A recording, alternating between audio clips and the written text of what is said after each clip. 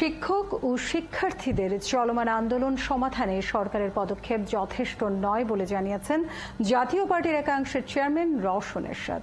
রবিবার হুসেইন মোহাম্মদ এরশাদের পঞ্চম মৃত্যুবার্ষিকী উপলক্ষে স্মরণ সভায় তিনি বলেন, শুরু থেকেই বিশ্ববিদ্যালয়ের শিক্ষকদের পেনশন এবং শিক্ষার্থীদের কোটা আন্দোলন সমাধানে সরকারের অনাগ্রহ দৃশ্যমান হয়েছে।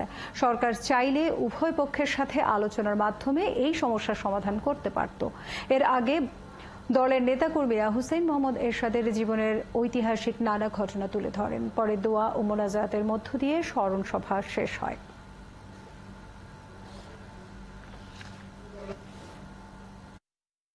এখন নানাবিধ সমস্যা বিরাজ করছে, ছাত্র শিক্ষকরা আন্দোলন করছে। আমি মনে করি সমস্যা সমাধানের ব্যাপারে সরকার আন্তরিক আছেন, কিন্তু সমাধানের পদক্ষেপগুলো যথার্থ নয়। ছাত্র শিক্ষকের আন্দোলন শুরু হতে না হতেই সরকারের উচিত ছিল আলাপ আলোচনার মাধ্যমে সমস্যা সমাধানের চেষ্টা করা।